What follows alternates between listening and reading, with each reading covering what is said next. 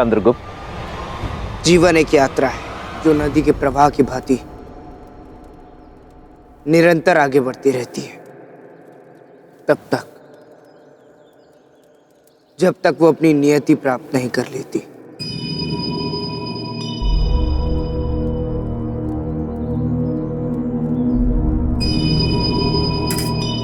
मुझे भी अपनी नियति को प्राप्त करने के लिए निरंतर आगे बढ़ते रहना होगा।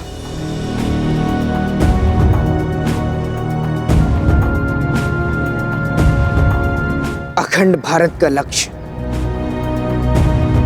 मेरी धमनियों में लहू की भांति बहते रहना चाहिए।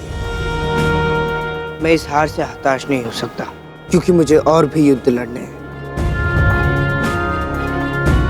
अपनों को मरते हुए देखना है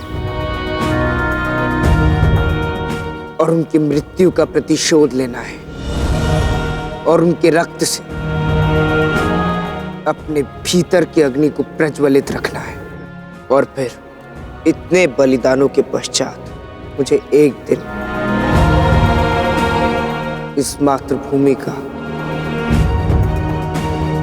अखंड भारत का चक्रवर्ती सम्राट बनकर शासन भी करना है।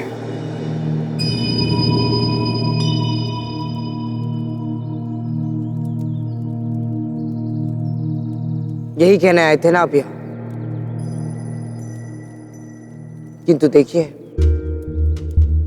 मैंने आपकी ऊर्जा और समय दोनों को ही व्यर्थ होने से बचा लिया, ताकि आप अपनी ये ऊर्जा और समय उस व्यक्ति को खोजने में लगा सके जो आपके इन उपदेशों का पालन कर सके।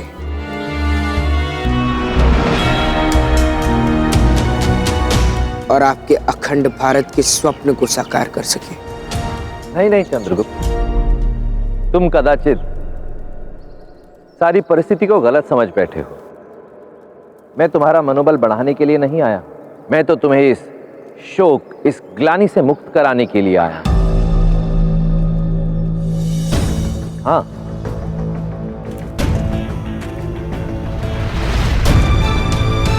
देखो चंद्रगुप्त, तुम मेरे सर्वप्रिय शिष्य हो और मैं इस प्रकार तुम्हें शोक और ग्लानि के द्वारा मृत्यु के मुख में जाते हुए नहीं देख सकता।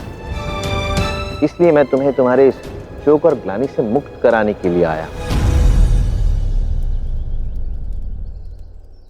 तुम स्वतंत्र हो, जहां चाहो वहां जाओ। और हां, मेरे अखंड भारत के स्वप्न की चिंता करने की तुम्हें कोई आवश्यकता नहीं है।